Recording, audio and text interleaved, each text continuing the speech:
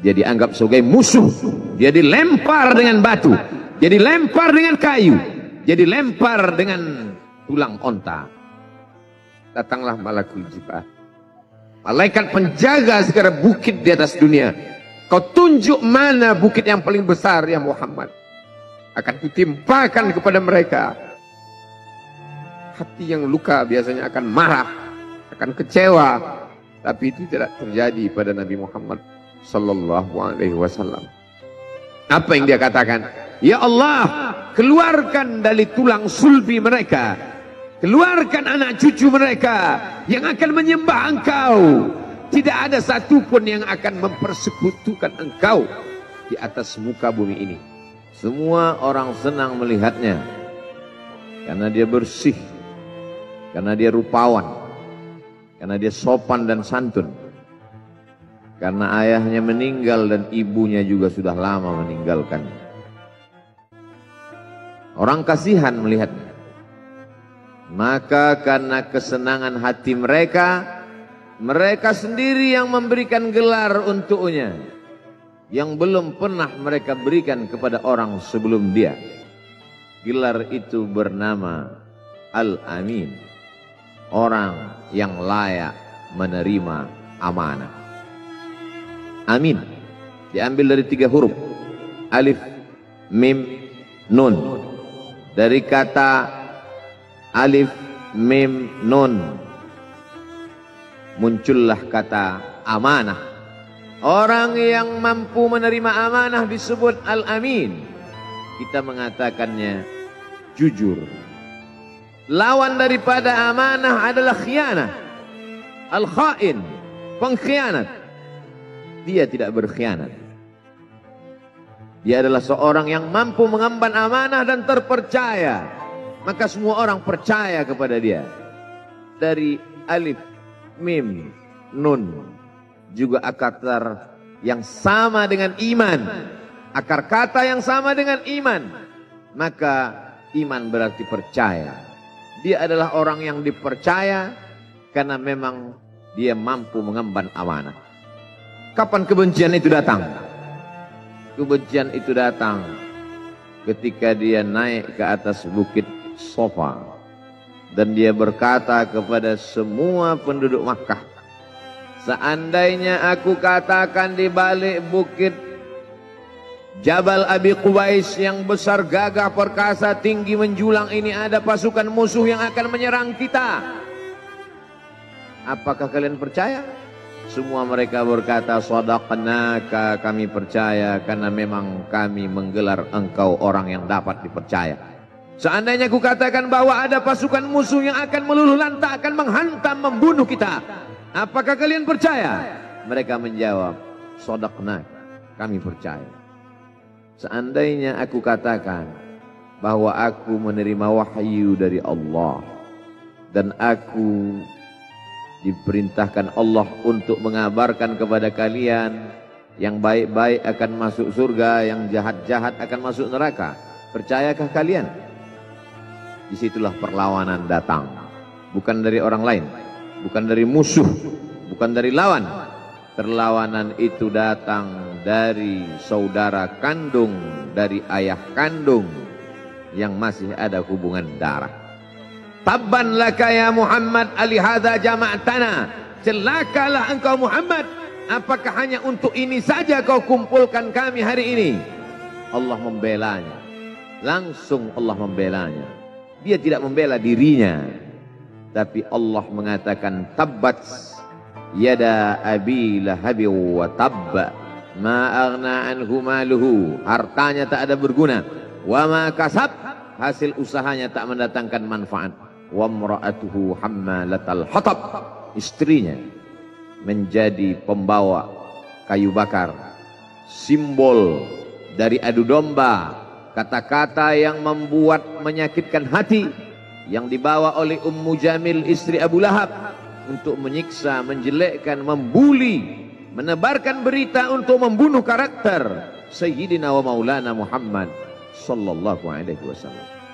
Ini bukti kalau hari ini ada anak muda yang rupawan, yang dermawan, yang disenangi lingkungannya, Tidak ada orang yang tersinggung, biasa. Karena Nabi Muhammad SAW juga pernah mengalami hal itu.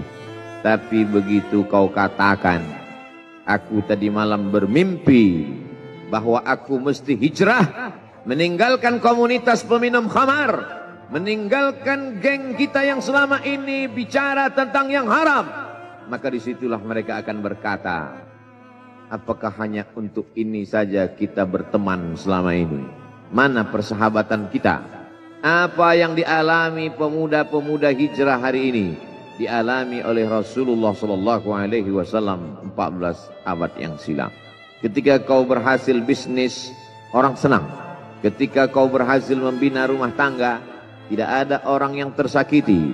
Ketika anakmu lucu-lucu dan kau berada di tengah mereka, tidak terusik kepentingan mereka, tidak terganggu ekonomi mereka, engkau adalah sahabat, engkau adalah teman setia.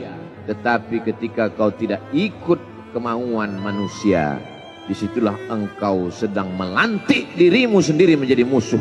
Maka Allah kuatkan hatimu. Wa in tuti' aktsara man fil ardi, kalau kau ikut kebanyakan orang di atas muka bumi, yudilluka an sabilillah, mereka hanya akan menyesatkan engkau dari jalan Allah Subhanahu wa taala. Tapi api itu tidak pernah padam. Kalau dia padam, maka berakhirlah dakwah Islam. Dia terus bergelora, dia terus menyala, dia terus membakar kemunafikan, membakar kemusyrikan, sampai akhirnya embargo pun tiba. Jangan ada yang mau bergabung dengan kelompok Muhammad sallallahu alaihi wasallam. Jangan ada yang mau berkirim makanan, jangan ada yang mau berdagang, jangan ada yang mau menjalin transaksi. Mereka ingin membunuh secara perlahan-lahan. Jangan beli produknya, jangan duduk bersamanya, jangan berteman dengan dia. Kenapa kamu mau berfoto dengan dia? Kenapa kamu mau bergambar dengan dia? Kenapa kamu masih mau mendengar ceramah dia? Adakah orang yang mengalami hal itu hari ini? Adakah ketakutan-ketakutan dari hamba Allah yang mengatakan Allahu Akbar, Allah Maha Besar, tapi takut ditinggalkan kawan, cemas ditinggalkan sahabat? Maka itu pernah terjadi pada kelompok Sayyidina wa Maulana Muhammad sallallahu alaihi wasallam. Kalau pembunuhan karakter tidak berhasil, maka ada yang lebih dahsyat daripada itu. Mereka tawarkan dunia beserta isinya. Wallahi, demi Allah wahai paman, demi Allah wahai Abu Talib, law wada'u syamsa fi yamini wal qamara fi yasari, andai mereka letakkan matahari di tangan kananku, bulan di tangan kiriku, ala an atruka hadzal amr, supaya aku tinggalkan dakwah ini, aku tidak akan meninggalkannya. Bujuk rayu mulai tiba. Itu terjadi pada diri Nabi Muhammad sallallahu alaihi wasallam. Kalau kau tidak mempan dimusuhi, kalau kau tidak mempan dirangkul, kau akan dipukul. Kalau kau tidak mempan dipukul, kau akan dirangkul. Berbagai macam cara, dari mulai yang paling keras sampai yang paling lembut, dari mulai yang paling lembut sampai yang paling keras, sampai akhirnya tempat bergantung itu hilang, lenyap, musnah. Ada dua tempat bergantung, saudara kandung ayah Abu Talib. Mereka tidak mengusiknya karena dia keponakan Abu Talib. Abu Talib anak Abdul Muttalib, Abdul Muttalib anak Hashim, Hashim anak Abdi Manaf, Abdi Manaf anak Qusay, Qusaylah pendiri Darun Nadwah. Mereka keturunan darah mulia dari Adnan. Adnan menerima tetesan darah dari Ismail. Ismail anak kandung Ibrahim alaihissalam. Jangan ganggu dia, karena dia keponakan Abu Talib. Masih ada backing, tapi Allah ingin agar hati itu tidak bergantung kepada manusia. Dia buat Abu Talib meninggal dunia, masih ada lagi tempat bergantung. Dia yang dulu ketika kedinginan datang, dia yang menyelimuti. Yang dulu ketika ketakutan datang, dia yang menenangkan. Dia datang menemui Waraqah ibnu Naufal. Waraqah berkata, namus, malaikat yang pernah datang kepada Ibrahim, yang pernah datang kepada Musa, yang pernah datang kepada Isa, sekarang dia datang kepada suamimu. Katakanlah, jangan takut, jangan cemas. Kalau nanti sampai masanya dia akan diusir dari kampung halamannya, aku orang pertama yang akan membelanya. Karena begitu yang kutemukan dalam kitab-kitab suci yang kubaca. Kata Waraqah bin Naufal. Hari itu juga tempat bergantung itu patah. Khadijah menghadap Allah subhanahu wa ta'ala. Tak lagi ada makhluk tempat bergantung. Tak ada lagi ranting tempat berhinggap. Tak ada lagi batang kayu tempat berpegang. Allah ingin agar engkau berserah hanya kepada Dia saja. Tidak ada makhluk. Bersandar kepada makhluk akan kecewa. Bersandar pada kayu yang rindang akan tumbang. Bersandar kepada benda akan binasa. Bersandar kepada sahabat akan berubah menjadi musuh. Bersandarlah kepada Dia. Hayyun maha hidup, la yamut, Dia tak pernah mati. Bersandarlah kepada Dia. Al-Aziz yang maha perkasa, Al-Jabbar yang maha berkuasa. Itu yang diinginkan Allah dari sosok Sayyidina wa Maulana Muhammad sallallahu alaihi wasallam. Dia pergi. Sengaja dia pergi berjalan kaki. Karena kalau dia pergi menunggang unta, mereka sudah mengintai. Dia pasti lari. Dia akan pergi ke tempat yang jauh. Sengaja dia pergi berjalan kaki. Lalu kemudian dia pun sampai ke suatu tempat. Dia berharap mereka adalah orang-orang yang lembut akan yang menerimanya. Tapi dia tidak diterima dengan tala'al badru alaina. Dia tidak diterima sebagai ahlan wasahlan. Ahlan, keluarga. Kau datang kami sambut sebagai keluarga. Sahlan, mudah. Kau datang urusanmu mudah. Ahlan wasahlan. Tapi dia tidak dianggap sebagai keluarga. Dia tidak dianggap sebagai sahlan. Dia dianggap sebagai musuh. Dia dilempar dengan batu. Dia dilempar dengan kayu.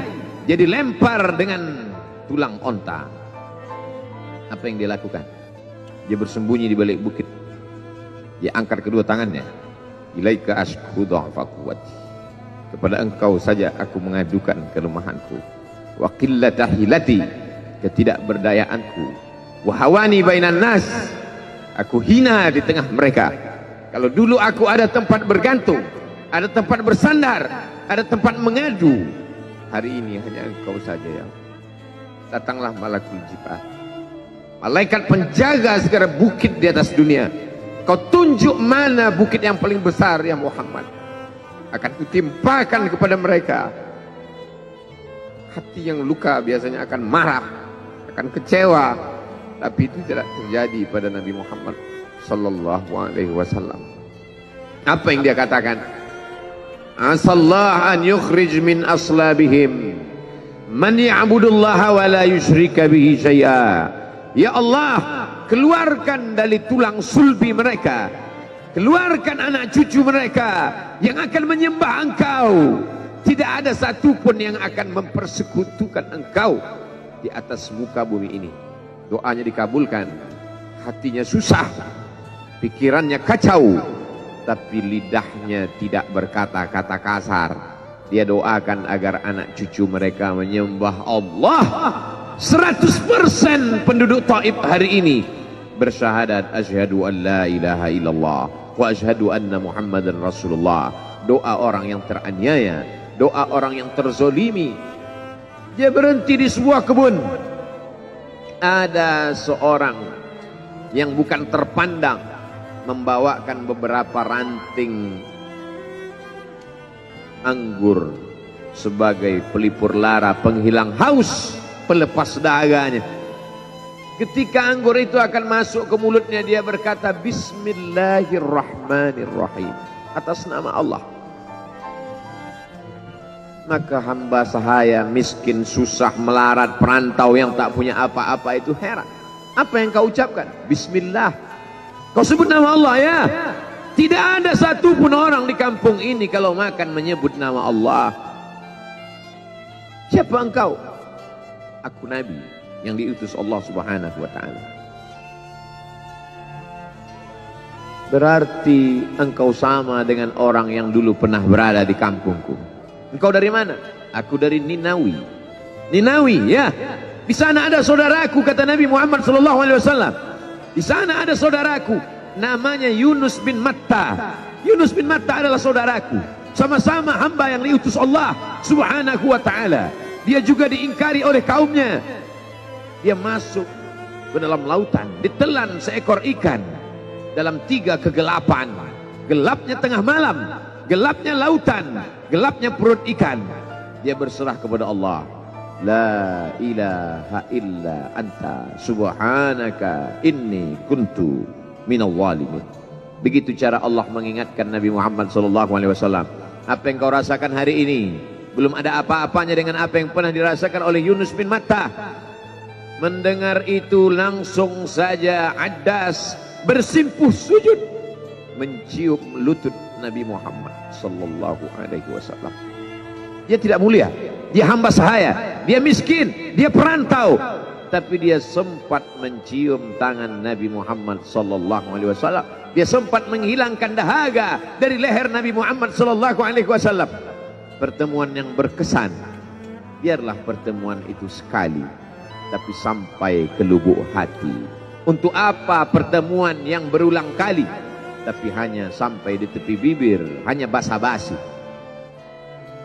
Nabi SAW kembali, dia pulang.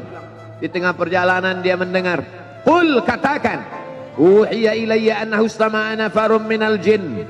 Ada sekelompok jin. Jin itu berkata, inna sami'na Qur'anan ajaba. Kami mendengarkan bacaan Al-Quran ajaba, menakjubkan, ajib. Biarlah manusia menolakmu, biarlah manusia yang aku dan sombong itu tidak menerimamu, tapi ada satu makhluk yang mau menerimamu. Inna, kami dari kalangan jin, sami'na, mendengar Qur'anan ajaba, bacaan Al-Quran yang mengagumkan, yahdi ila rusdi, yang membuat kami lurus berpikir benar. Betapa jin yang dikatakan makhluk jahat, tapi ketika dia mendengarkan bacaan Al-Quran tersentuh hatinya dan dia bersyahadat, anna minnal muslimun, kami ada yang muslim, wa minnal qasitun, kami ada yang kafir. Yang muslim taharrau rasyada, selalu mencari jalan kebenaran. Yang kafir kanu li jahannam hataba, mereka hanya akan menjadi santapan neraka jahanam. Dia kembali ke kota suci Makkah Al-Mukarramah seperti biasa, sampai akhirnya datanglah malaikat Jibril, membelah dadanya, mensucikan hatinya sampai layak. Lalu kemudian dia pun dibawa.